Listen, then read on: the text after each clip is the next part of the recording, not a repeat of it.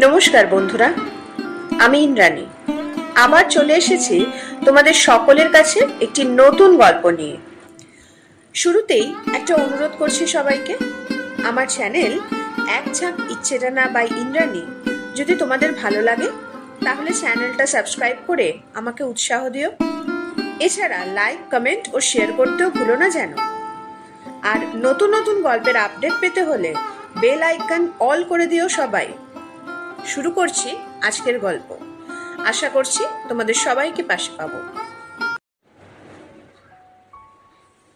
বাবার বাড়ি এই গ্রাম, শ্বশুর বাড়ি ওই, তবে তোমার বাড়ি কই গো নারী, তোমার বাড়ি কই? শিশুকাল আর কৈশোর কাটে বাবার আশ্রয়, যৌবন কাটে স্বামীর কাছে শ্বশুরালয়, আবার বৃদ্ধ বয়সে আশ্রয় নাই আর ছেলের কাছে বই, তবে তোমার বাড়ি কই গো নারী, তোমার বাড়ি কই? জনম ভরে ভাত রাঁধিলে পরের হাঁড়িতে, আপন ভেবে বাস করিলে পরের বাড়িতে, যেমন পরের ঘরে বেঁধে বাসা বাস করে চড়ুই, তবে তোমার বাড়ি কই গো নারী, তোমার বাড়ি কই? এই লেখার মধ্যে দিয়ে নকুল কুমার বিশ্বাস নারী জীবনের এক চরম সত্যি তুলে ধরেছেন। সত্যি, নারীদের নিজের কোনো বাড়ি, কোনো আশ্রয়, কোনো ঠিকানা কি থাকে? আত্মপরিচয়হীন নারীরা যখন যেখানে থাকে তখন সেই আশ্রয়কেই নিজের ঠিকানা বলে ভাবতে শুরু করে। কিন্তু অবশেষে দেখা যায় নারীর নিজের ঠিকানা বলে কিছুই হয় না। আজকের গল্পটিও আমাদের সেই কথাই বলে। গল্পের নাম শিখার ঠিকানা। রচয়িতা হলেন প্রয়াত লেখিকা সুচিত্রা ভট্টাচার্য। শুরু করছি আজকের গল্প শিখার ঠিকানা। তোমার নাম কি মামুনি? মৌটুসি। ডাক নাম নয়, ভালো নাম বলো। কাঞ্চন কুন্তলা সেন। বাবার নাম? অনিন্দ্যকান্তি সেন। বাহ, কোথায় থাকো তুমি? ঠিকানা কি?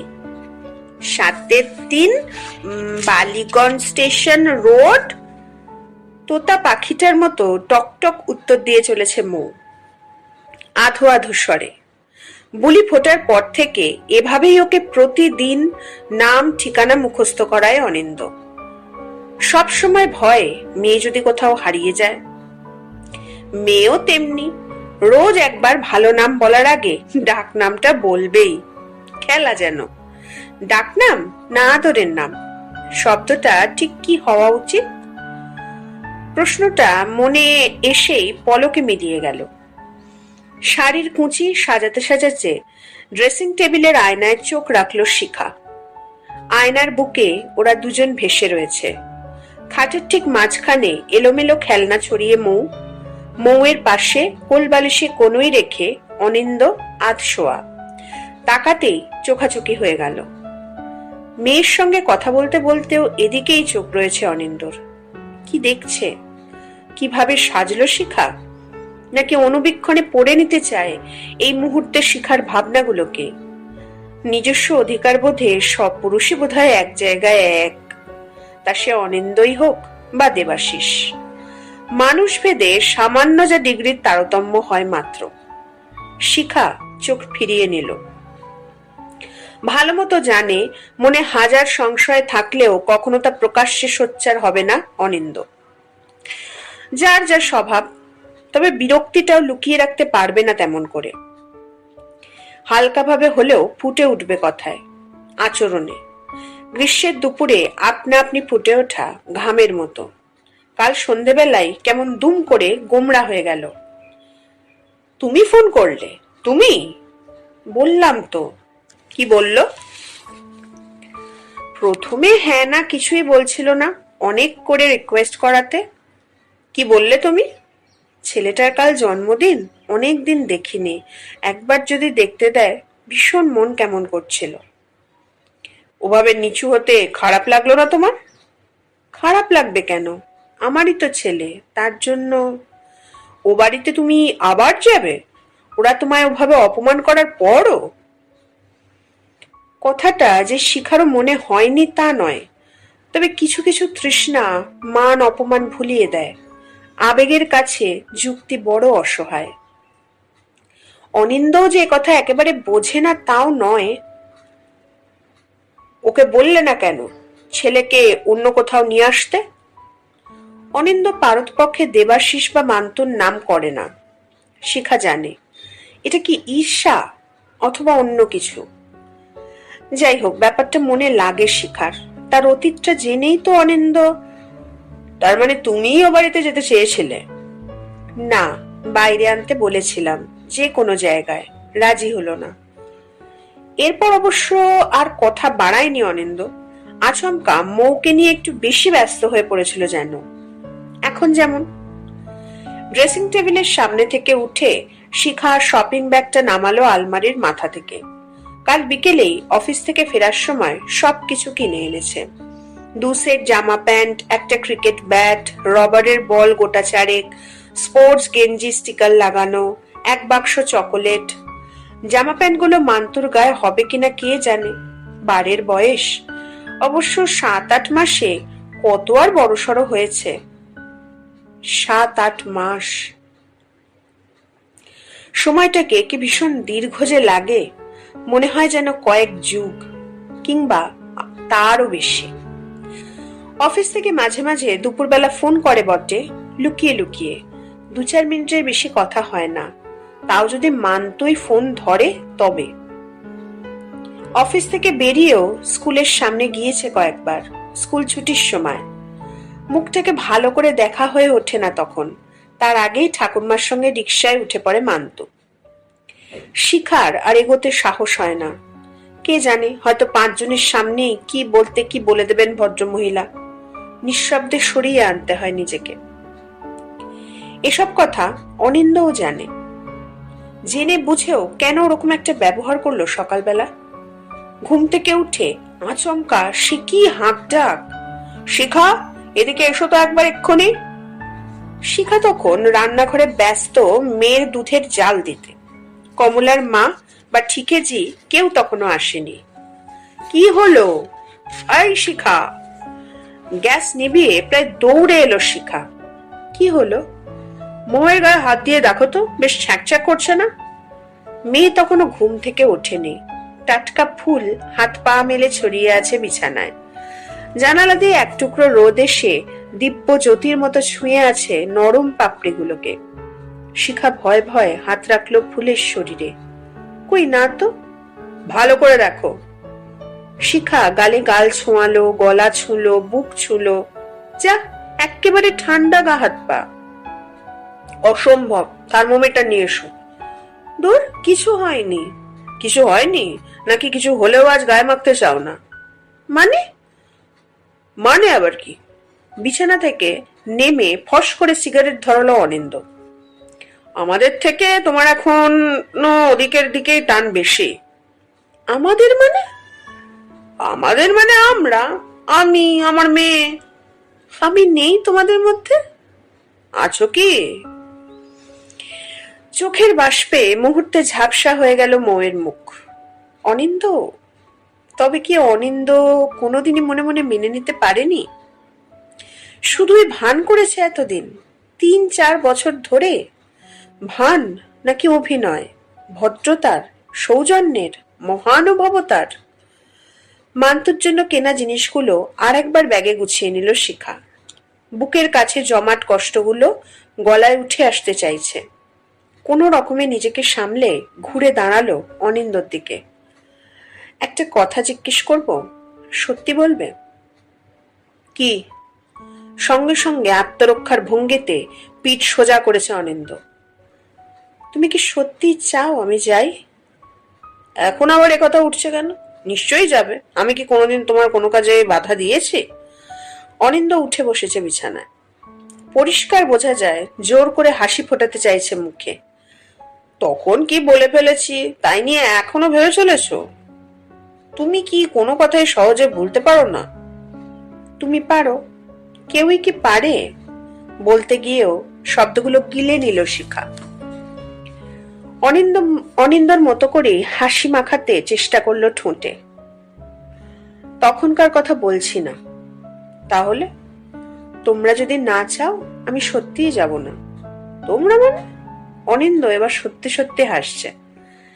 শিখা আর হাসার চেষ্টা করলো না একটু।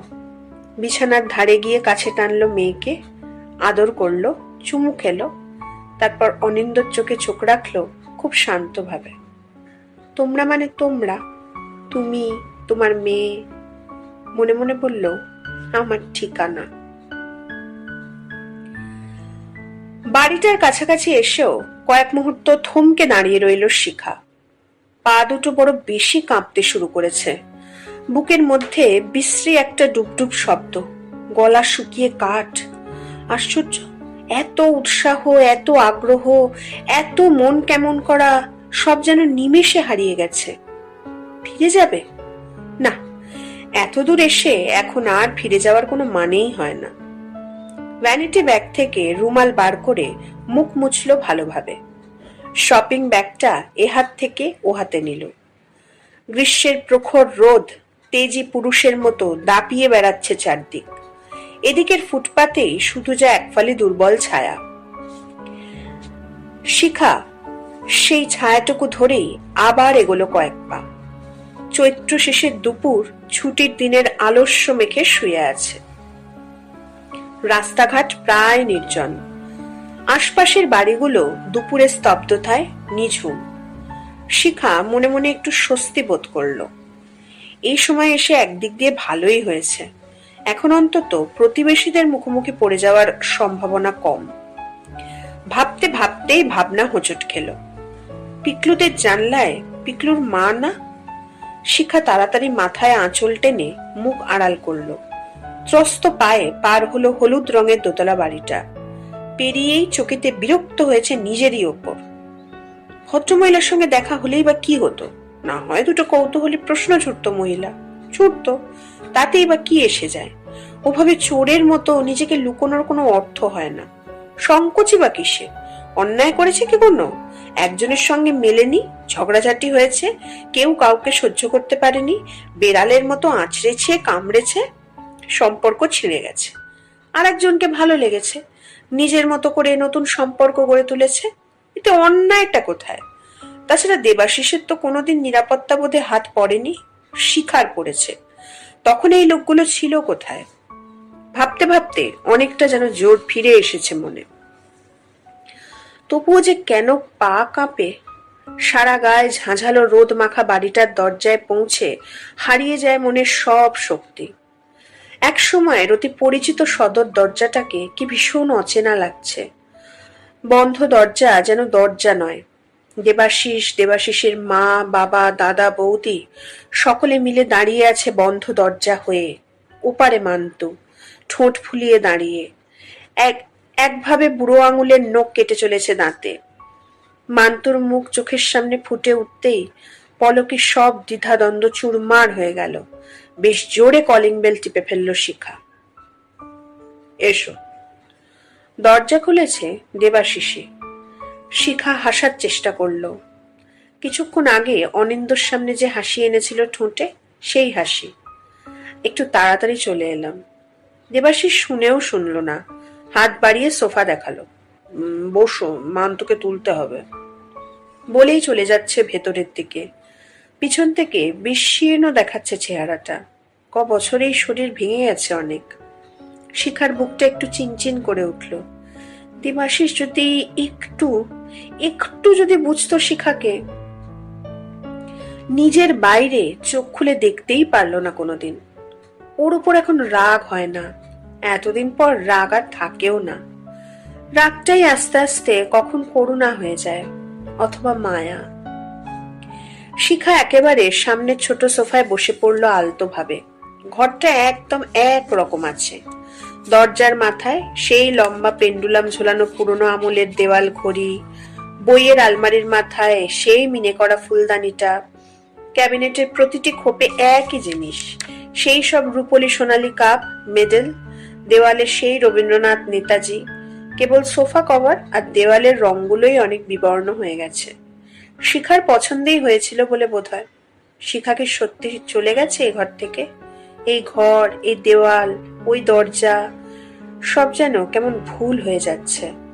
শিখা আলগাভাবে সোফার গায়ে হাত বোলালো কয়েকবার। বোলাতে বোলাতেই চকিতে টান টান। প্যাসেজে কারুর পায়ের শব্দ। কে আসছে? শ্বশুর, শাশুড়ি, ভাসুর, বড়জা? অন্যমনস্ক ভাবে মাথায় আঁচল তুলে ফেলল। ব্যগ্র চোখ ওদিকের পর্দার ওপরে স্থির। কিন্তু না, এ ঘরে এলো না কেউ। ভারী পায়ের আওয়াজ পাশের খাবার ঘরে ঢুকলো বোধহয়। ও ঘরেও কি এখনো সেই ডাইনিং টেবিলটাই আছে? নীল সানমাইকা লাগানো, টেবিল ঘিরে 6টা চেয়ার। সোফার পিঠে হেলান দিল শিখা, বড় করে নিঃশ্বাস ফেলল। অদ্ভুত, এখনো ওদের শ্বশুর শাশুড়ি ভাসুর যা বলে ভাবছে কেন? আইন অনুযায়ী ওদের সঙ্গেও তো সব সম্পর্ক চুকে গেছে। মানুষের সঙ্গে মানুষের সম্পর্ক এক জায়গায় কখনোই থেমে থাকে না। অনিন্দর বউ দেবাশিসের বাবাকে শ্বশুর ভেবে মাথায় ঘুমটা টানবেই বা কেন? এক ঝটকায় মাথা থেকে আঁচল সরিয়ে দিল শিখা। ঠিক তখনই পর্দার পাশে এবাড়ির ছেলে মান্তু, দেবাশিসের ছেলে মান্তু, শিখার ছেলে মান্তু। দাঁড়িয়ে রইলি কেন? আয়। শিখা উঠে পড়েছে সোফা ছেড়ে, চাপা উত্তেজনায় হাঁপাচ্ছে। মান্তু সামনে, নিষ্পলক, শান্ত। কি হলো? কাছে আয়। আসবি না? এইবার পায়ে পায়ে কাছে আসছে ছেলে। হাসছে ম্লান ভাবে। হাসিটা ঠিক হাসি নয়, কেমন কান্নার মতো। ছেলে কাছে আসার আগেই শিখাই ঝাঁপিয়ে পড়েছে, হাঁটু গেড়ে বসে আদর করছে ছেলেকে। এটা হলো অনেকদিন পর দেখা হওয়ার হামি, এটা জন্মদিনের হামি, আর এটা। ছেলে তবুও নিরুত্তাপ। শিখা ঝাঁকুনি খেলো সামান্য। ওকে কি বাড়ির কেউ কিছু শিখিয়ে রেখেছে? ফোনে যখন কথা বলে তখনও তো হেসে হেসে। কি রে, কিছু বলছিস না যে? কথা বলবি না? শিখার গলা ধরে এলো, চোখ দুটো জ্বালা করছে। আবেগ কখনো কখনো এত অসংযমীয় হয়ে পড়ে। চোখের জল আটকাতে চোখ দুটোকে চেপে ধরল সজোরে। এভাবেই একটু একটু করে শিখার গলা যখন ডুবে যাচ্ছে, স্বর ফুটল মান্তুর। 8 বছরের বালক 28 বছরের গলায় প্রশ্ন করল, তুমি আমাকে মিথ্যে কথা বলেছ কেন? কি কি মিথ্যে কথা? আমার জন্য তোমার কষ্ট হয়, তুমি কত কাঁদো। কাঁদি তো। মিথ্যে কথা, তুমি আবার বিয়ে করেছো, তোমার তো ছোট্ট মেয়ে আছে একটা। কে বললো তোকে এসব কথা? কেউ বলেনি, আমি শুনেছি। মান্তু কোমরে হাত রাখলো, বিজ্ঞ মানুষের মতো। ঠাম্মার সঙ্গে কাল বাবার কথা হচ্ছিল, তখন শুনেছি। ঠাম্মা বলছিল, কেন তুই আবার ওকে আসতে বললি এ বাড়িতে? তুই না একদিন তাড়িয়ে দিয়েছিলি ওকে, বলেছিলি খবরদার আমার ছেলের সঙ্গে দেখা করার চেষ্টা করবে না, এ বাড়িতে যেন কোনোদিন ও না আসে। বলেছিল দেবাশিস, আরো অনেক কথাই বলেছিল, কিন্তু সেসব কথা কি এখন বলা যায় মান্তুকে? কোনোদিনই কি যাবে? শিখা ছেলেকে ছেড়ে উঠে দাঁড়ালো ধীরে ধীরে। তুই ঠিকই শুনেছিস রে, সব সত্যি। তাহলে এসেছো কেন? না, এ প্রশ্নের উত্তরও এক কথায় দেওয়া যায় না। দিলেও কি বুঝতে পারবে অতটুকু ছেলে? ভালোবাসা শব্দটা ভীষণ জটিল, তবু জবাব একটা তো দিতে হবেই। শিখা চোখ চেপে বন্ধ করে মাথা নাড়ল। জানি না রে। সঙ্গে সঙ্গে তীর বেগে ঘর থেকে বেরিয়ে গেছে মান্তু। প্যাসেজ দিয়ে ছুটে যাওয়ার শব্দ পাওয়া যাচ্ছে। সিঁড়ি দিয়ে এবার বোধহয় উঠে গেল উপরে। শিখা ফ্যাল ফ্যাল করে চারদিক তাকালো। সোফার একপাশে শপিং ব্যাগে উপহারগুলো পড়েই রইল। যত্ন করে ব্যাগটা তুলে শুইয়ে রাখলো সোফার ওপরে। সদর দরজাটা খোলাই রয়েছে। কেউ কি আসবে বন্ধ করে দিতে? শিখা কি অপেক্ষা করবে? এরপরও অপেক্ষার দরকার হলো না। দেবাশিসই ফিরে এসেছে ঘরে। মান্তু ভাবে চলে গেল কেন? শিখা মুখ ফিরিয়ে নিল। ভীষণ বেয়ারা হয়ে গেছে ছেলেটা, আজকাল কারুর কথা শোনে না। শিখা চুপ, যাকে যা মুখে আসে তাই বলে দেয়। দেবাশিসের গলা নরম আচমকা। তোমাকে কি কিছু বলেছে? শিখা দুদিকে মাথা নাড়ল। দেবাশিস অল্পক্ষণ চুপ করে কিছু ভাবল। শিখার দিকে দুপা এগিয়েও দাঁড়িয়ে গেল বড় সোফাটার গায়ে। এটা নিয়ে যাও। শিখা ফিরে তাকালো। দেবাশিস বোঝার আগে জলীয় বাষ্পটুকু উবিয়ে দিয়েছে চোখ থেকে। কি ওটা? তোমার একটা ইন্স্যুরেন্সের চিঠি, বছর 10 আগে করিয়েছিলে। লাস্ট ক বছর আর প্রিমিয়াম দাওনি। দেবাশিস বাদামি রঙের লম্বাটে খামটা বাড়িয়ে দিল শিখার দিকে। ম্যাচিওর করে গেছে বোধহয়। শিখা হাত বাড়ালো। চিঠিটা নেবার সময় অনেকদিন পর চোখ পড়ল দেবাশিসের চোখে। কয়েক সেকেন্ড মাত্র। একটা কথা বলবো? বলো।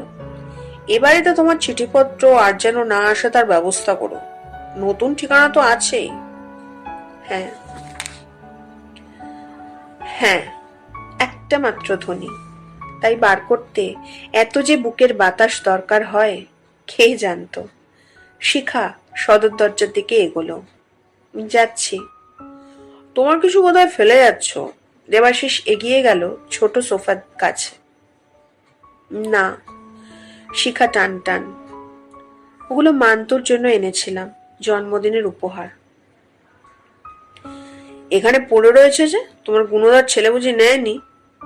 শিখা এবার কথা বলল, প্রতিটি শব্দ স্পষ্ট উচ্চারণ করে। আমার ছেলে নয়, তোমার ছেলে, তোমাদের ছেলে। দরজা খুলে ভীষণ অবাক হয়ে গেলেন নীলিমা।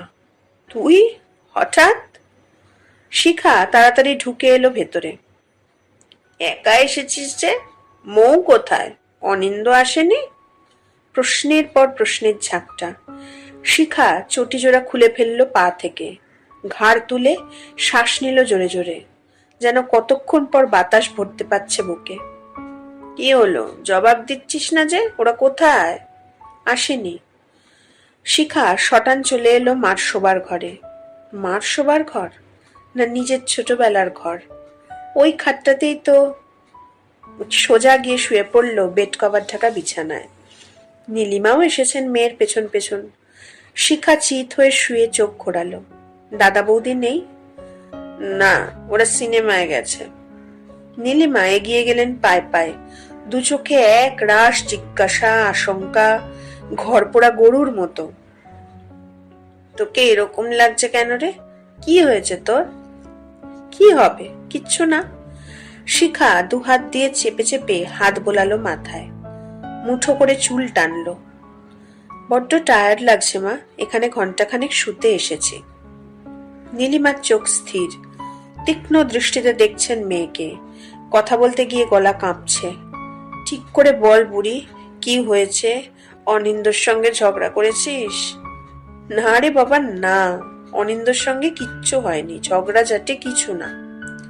তাহলে? নীলিমার চোখ মুখে তবু অবিশ্বাস। ছুটির দিন বিকেল বেলা একা একা যাদবপুর থেকে বেলেঘাটায় তুই শুতে এসেছিস? শিখা হেসে উঠল শব্দ করে অনেকক্ষণ পর।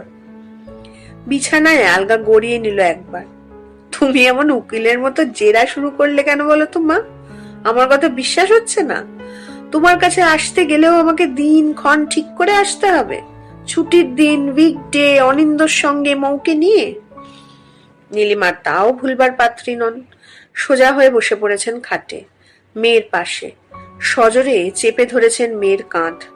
তুই মিথ্যে কথা বলছিস, আমার কাছে লুকোচ্ছিস কিছু। শিখা নিষ্পন্দ হলো এতক্ষণে। এক হাতে চোখ ঢেকে শুয়ে রইল খানিকক্ষণ, অথবা অনন্তকাল। নীলিমা ঝুঁকে হাত রাখলেন তার মাথায়। আমাকে খুলে বল, অনিন্দর সঙ্গে কিছু হয়নি বলছিস? এদিকে। বলতে বলতেই চমকে উঠেছেন। বিদ্যুৎ ঝলকের মতো মেয়ের অতীতটা ঝলসে উঠেছে মাথায়। তবে কি? শিখাও ঠিক তখনই বালিশ ছেড়ে মুখ গুজে দিয়েছে মায়ের কোলে। হু হু করে কেঁদে ফেলেছে। নিঃশব্দ কান্নার দমকে দুলে উঠছে গোটা শরীর। নীলিমার নিঃশ্বাস চেপে প্রশ্ন করলেন, কি হয়েছে মান্তুর? কাঁদতে কাঁদতে বুকটা ক্রমে হালকা হয়ে গেল। অনেক নির্ভার লাগছে এখন। তবে কি এখানে সে কাঁদতেই এসেছিল? এত কান্না জমেছে বুকে। আরো শান্ত হওয়ার পর মাথা তুলল, আঁচল দিয়ে চোখ নাক মুছে নিল ভালো করে। কাঁপা কাঁপা নিঃশ্বাস ফেললো কয়েকটা। কথা বলতে গিয়ে তবু হেঁচকে এলো গলায়। মান্টুরাজ জন্মদিন ছিল, ওকে দেখতে গিয়েছিলাম। নীলিমার ভুরু জড়ো হলো। ওরা বুঝি দেখা করতে দিল না? না। শিখার গলা স্বাভাবিক আস্তে আস্তে। মান্টুই চলে গেল আমার সামনে থেকে। আমাকে মিথ্যেবাদী বলল। আমি আবার বিয়ে করেছি বলে, আমার মেয়ে হয়েছে বলে। তাই তুই কাঁদছিস এত? নীলিমা মেয়ের মাথায় হাত বোলালেন। ওসব নিয়ে মন খারাপ করিস না। বড় হলে ছেলে আপনি বুঝে যাবে বাপ কেমন ছিল। ঠিক জানতে পারবে কি ব্যবহারটা করেছিল বাপ, কেন মা থাকতে পারেনি কিছুতেই। বলতে বলতে কি ভেবে আবার শঙ্কা এসেছে গলায়। তা হ্যাঁ রে, তুই যে ওখানে গিয়েছিলি, অনিন্দকে বলে গিয়েছিলি তো? শিখা নীরব প্রথমে। কি রে, ওর মত নিয়ে যাসনি কেন? কেন মানে? ওকে বলে যাসনি? শিখা জানলা দিয়ে বাইরে তাকালো। আমার ব্যক্তিগত ব্যাপারে ওর মতের কি দরকার মা? কি বলছিস কি তুই? নীলিমা শিউরে উঠেছেন যেন। মেয়েদের অত ব্যক্তিগত ব্যাপার থাকতে নেই, থাকলেও সেটা স্বামীকে বাদ দিয়ে নয়। এর জন্যই তো একবার তোকে। উপদেশগুলো ফুটন্ত শীষের গোলা যেন, টপ টপ ঢুকে যাচ্ছে মস্তিষ্কের ভেতর, ছড়িয়ে পড়ছে শিরা উপশিরায়। বহুদিন পরে সেই পুরনো অনুভূতিটা ফিরে আসছে আবার। দেবাশিসের বাড়ি থেকে চলে আসার পর যে 1 বছর এ বাড়িতে ছিল, সে সময় প্রত্যেকটা দিন এই অনুভূতি আচ্ছন্ন করে রাখতো মনটাকে, শরীরটাকে। বৌদি বলতো মেয়েদের অনেক কিছু মানিয়ে নিতে হয় বুড়ি, মেনে নিতে হয়। দাদা বলতো তোরও বড় জেদ বুড়ি, একটু আধটু সকালেরই ওরকম ঝগড়াঝাটি হয়, তা বলে নিজের ঘর ছেড়ে এখানে চলে আসাটা বোকামি। না, শিখা মুখ ফুটে দাদাকে কোনোদিন বলতে পারেনি, ঘর তো আমার এটা ওরে, তোর যেমন। এটা আমারও বড় হওয়ার ঘর, সব থেকে আপন আশ্রয়। বলা যায় না। একবার ছেড়ে চলে গেলে বাপের বাড়ির চৌখাট চিরকালের মতো উঁচু হয়ে যায় মেয়েদের কাছে। দখল নিতে গেলে তখন ঠক্কর খেতে হবেই। মাও কি সেই কথাই বোঝাতে চাইছে? দাদা বৌদি যা বুঝিয়ে দিয়েছিল পলে পলে, যার জন্য অত তড়িঘড়ি অনিন্দকে। শিখা খাট ছেড়ে নেমে দাঁড়ালো। আয়নার সামনে দাঁড়িয়ে গুছিয়ে নিল নিজেকে। মুখ আগুন গরম হয়ে গেছে, জল দেওয়া দরকার। বাথরুমে গিয়ে জলের ঝাপটা দিল বেশি করে। বেরিয়ে এলো, চটি পড়ল। যাচ্ছি মা। সে কি, চা খেয়ে যা। থাক। শিখা হাসলো সামান্য। অনিন্দকে সত্যিই জানিয়ে আসা হয়নি। এরপর মা আর একটু থাকতে বলবে না, এ কথা তো জানাই। শিখা চৌকাঠ পার হয়ে তবু ঘুরল মায়ের দিকে। চিৎকার করে বলল, আমি এ বাড়িতে এসে প্রাণ খুলে একবার কাঁদতে চেয়েছিলাম মা, নিজের জন্য, একেবারে নিজের জন্য। নিজের জন্য কাঁদার জায়গা আর কোথাও নেই যে। একটা শব্দও ফুটল না গলায়। বাস থেকে নামতেই গায়ে এক ঝলক ঠান্ডা হাওয়ার স্পর্শ, সঙ্গে সঙ্গে আচমকাই ঘূর্ণি ধুলোর ঝাপটা। চৈত্র শেষের ঝড়টা এক্ষুনি বুনো মোষের মতো এসে পড়বে মনে হয়। ঝড়ের আভাস ছড়িয়ে পড়েছে চতুর্দিকে। মুখে আঁচল চেপে শিখা দ্রুত রাস্তা পার হলো। ওপারে পৌঁছানোর আগেই চুপ করে নিবেছে দেউটি। লোডশেডিং। নিমেষে গাঢ় অন্ধকার চতুর্দিকে। মাত্র কয়েক মিনিট। এ অন্ধকারও একসময় চোখ সয়ে যায়।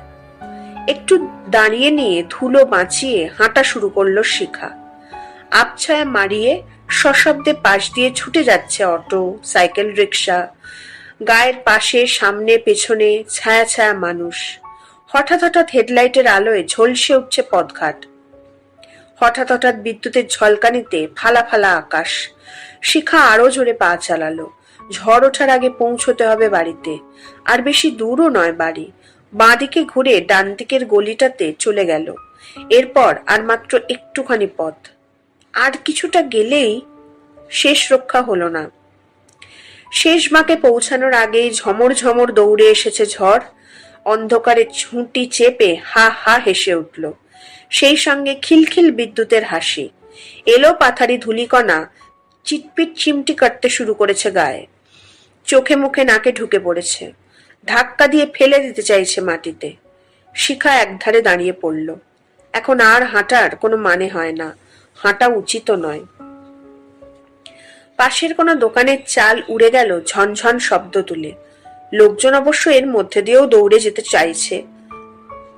দুটো ছেলে পেছন দিক ফিরে চলতে শুরু করলো। দেখা দেখি আরো কয়েকজন হাঁটতে শুরু করেছে ওভাবে। শিখার বুক ধুকধুক করে উঠল। ওভাবে কি পিছন ফিরে হেঁটে বাড়ি পৌঁছানো যায়? চোখ বন্ধ থাকলে ঠিকানাই বা চিনবে কি করে? ভয়ে আতঙ্কে সবকিছু কেমন গুলিয়ে যেতে শুরু করেছে। এ দুর্যোগ বোধ হয় আর কোনোদিনই কাটবে না। আবছা ঘোরের মতো লাগছে সবকিছু। ঝড় উন্মত্ত হচ্ছে আরো, অন্ধকারও গাঢ় থেকে গাঢ়তর। শিখা দুহাতে মুখ ঢাকলো। তোমার নাম কি মামুনি? বুড়ি। বুড়ি? আদরের নাম নয়, পোশাকি নাম বলো। শিখা। শিখা ভাদুরী। না, বাগচি। না না, সেন। ঠিকানা কি তোমার? শিখা অন্ধকারের হাতে হাত রাখলো, ঝড়ের ঝাপটা মেখে নিল গায়ে। সত্যিকারের ঠিকানা কি থাকে কারুর কোথাও কোনোখানে? কে জানে, হয়তো বা এভাবেই পিছন ফিরে হাঁটতে হাঁটতে যেখানে পৌঁছানো যায় সেটাই একমাত্র প্রকৃত ঠিকানা। যে ঠিকানা হারায় না কখনো, যে ঠিকানাই সত্য শুধু, জন্ম মুহূর্ত। তবু শিখা কেন যে উদ্ভ্রান্তের মতো হাঁটা শুরু করলো আবার। ব্যাস, আজ এই পর্যন্তই। আত্মপরিচয় তৈরি করাটা প্রতিটি নারীর তথা প্রতিটি মানুষের প্রয়োজন, তবেই সে নিজের ঠিকানা তৈরি করতে পারবে। কেমন লাগলো গল্পটা? যদি ভালো লাগে তাহলে লাইক কমেন্ট করো সবাই, আর গল্পের লিঙ্কটা শেয়ার করে অন্যকেও শুনতে সাহায্য করো। অনেকেই গল্প শুনে সাবস্ক্রাইব না করে চলে যাও। প্লিজ সাবস্ক্রাইব করো, তাহলে আরো উৎসাহ পাবো কাজ করার। আজ তাহলে আসি, খুব তাড়াতাড়ি ফিরবো নতুন গল্পের সাথে। টাটা।